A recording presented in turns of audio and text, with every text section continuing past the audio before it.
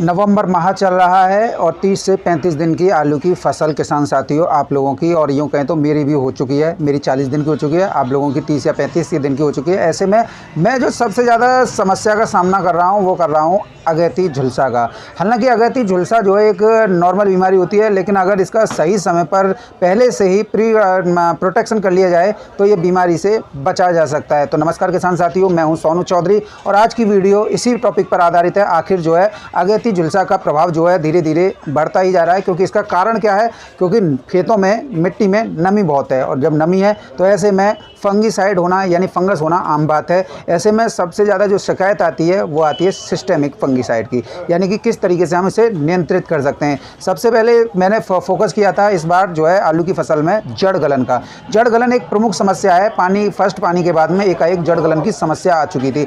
ऐसे में मैं काफ़ी परेशान था, लेकिन मुझे एक हमारे जितेंद्र चौधरी साहब हैं, उनका हमारे सानिध्य प्राप्त हुआ। उन्होंने एक नई जानकारी प्रोवाइड की, उसे मैं आपके साथ में शेयर करने की कोशिश करूंगा। वीडियो लेंथी हो सकती है, थोड़ी लंबी हो सकती है, लेकिन आप लोगों को इस वीडियो के माध्यम से पूरी जानकारी मिलेगी। तो सबसे पहले उन्होंने हमें जो बताया था वो बताया था थायोफेनेट मिथाइल 70 यानी कि रोको।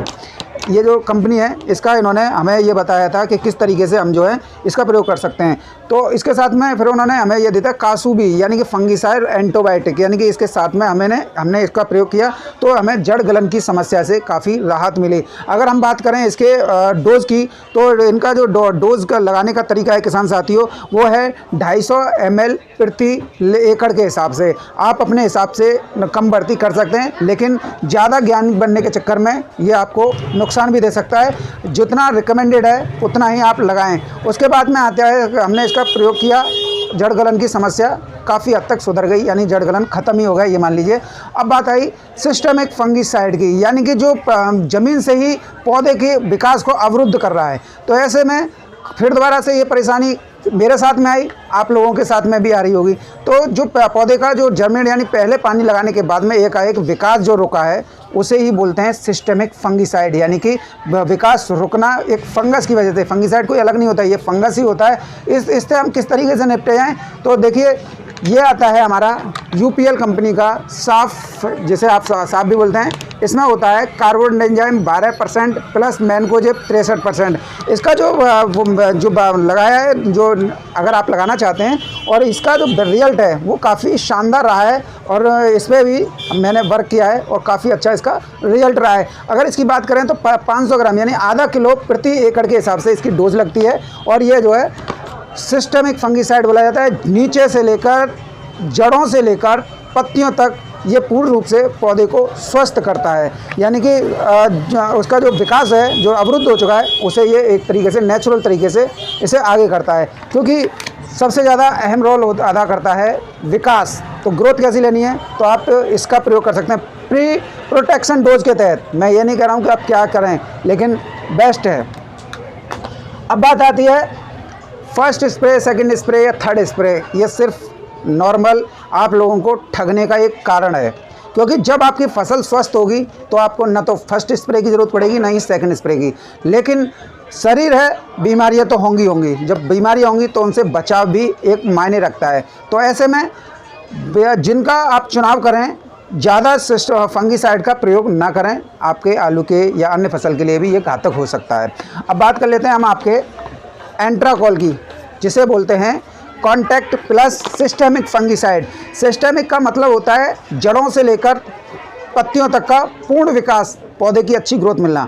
कॉन्टैक्ट फंगीसाइड होता है, कॉन्टैक्ट माने सतही स्पर्श, जो पत्तियों के ऊपर आता है। जो पत्तियों के ऊपर आता है तो उसका जो जमता है, आपका फंगस जो जमती है, जो कीड़े की उससे जमती है, पत्ते काले पड़ते हैं, कीट से पत्तों पे कटान सा आ जाता है। कई ऐसे बीमारी लक्षण भी देखने लग जाते हैं कि पत्तियां स्वतः ही मुरझाते हुए नीचे गिरने लगती हैं। तो ऐसे में आप जो है कॉन्टैक्ट फंगीसाइड इसका प्रयोग कर सकते हैं।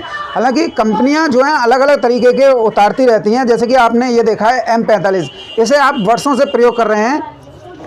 ये एक जाना माना ब्रांड हो चुका है इंडोफिल कंपनी का M45, लेकिन मैं यहाँ आपको एक बात लेकिन का संबोधन इस वजह से कर रहा हूँ क्योंकि इसका जो टेक्निकल है, जो एग्रीकल्चर है और जो इश्यू है यानी कि साइंटिफिक है, वो काफ़ी पुराना घिसा मेढ़ा हो चुका है। ऐसे में क्योंकि ज़्यादा हानिकारक जो फंगस पैदा हो रही हैं उसमें ये काम करता तो है लेकिन इतना नहीं करता है जितनी आवश्यकता होती है। इसी को दृष्टिगत रखते हुए जिस तरीके से यूपीएल ने यूथेन एडवांस, ये है आपका फंगिसाइड और जो कि मैनकोजेब 75 WG, तरीका वही है, M45 हो या यूथेन एडवांस हो, तरीका M45 का ही है, लेकिन एंडोफिल का टेक्निकल पुराना हो चुका है और इसका पूरा नया है। ऐसे में क्योंकि बीमारियां एकदम जैसे आपने डेंगू देखा है वो हाल ही जाता नहीं है, ऐसे ही इसका हिसाब है। आप इसे प्रयोग कीजिए, कोई रिजल्ट नहीं मिलेगा। लेकिन कंपनी ने इसका टेक्निकल चेंज कर दिया यूपीएल ने, तो अब इन्होंने ये उतार दिया। अब इसमें जो टोटल उसकी मात्रा है सोडियम साल्ट की वो 1.5% से बढ़ाकर 3% है और इसमें डेक्टोज का भी प्रयोग यूपीएल कंपनी ने किया है। तो ऐसे में ये भी आपके लिए फ़ायदेदायक हो सकता है। मैं किसी भी इनमें से रिकमेंड नहीं करूँगा, लेकिन हाँ मैं इतना दावे के साथ कह सकता हूँ, अगर आप कॉन्टैक्ट या सिस्टमिक फंगिसाइड को यूज़ कर रहे हैं तो आप जो है 500 ग्राम प्रति एकड़ के हिसाब से स्प्रे कीजिए। कोई भी ऐसी काम मत कीजिए जिससे आपकी फसल को नुकसान हो। यूट्यूब पे देखकर ज्ञानी मत बनिए, क्योंकि ज्ञानी आप पहले से ही हो और यूट्यूब पे देख के और ज़्यादा ज्ञानी बन सकते हो। यानी कि डॉक्टर ना बने फसल के मामले में, जितना हो उतना ही आप प्रयोग करें। कृषि विशेषज्ञ की सलाह लें। हम जैसे भाई बैठे हैं यूट्यूब पर जो आप लोगों को बिल्कुल नेचुरल तरीके से बता रहे हैं किस तरीके से आपको प्रयोग करना है। मैंने खुद प्रयोग किया है। प्री प्रोटेक्शन डोज के तहत आप इसका स्प्रे कीजिए। फर्स्ट स्प्रे चाहे आप सिस्टमिक का कीजिए, चाहे सिस्टमिक प्लस कॉन्टैक्ट फंगिसाइड का कीजिए, लेकिन थोड़ी मात्रा में कीजिए। उसके बाद में रेट बढ़ाइए सेकंड स्प्रे पे, लेकिन ज़्यादा प्रयोग आपके लिए ही घातक हो सकता है। मेरा आप लोगों से निवेदन यही है। यही था मेरे साथ में फर्स्ट स्प्रे, सेकंड स्प्रे, जड़ गलन और सिस्टमिक से लेकर कॉन्टैक्ट फंगिसाइड के अंतर, और जो मैंने प्रयोग किया है वो आप लोगों के लिए मैंने दिखाई। फिलहाल मेरे साथ में वीडियो में इतना ही। मैं ऐसी वीडियो आप लोगों के लिए लाता रहूँगा। तब तक के लिए नमस्कार, आपका दिन शुभ हो।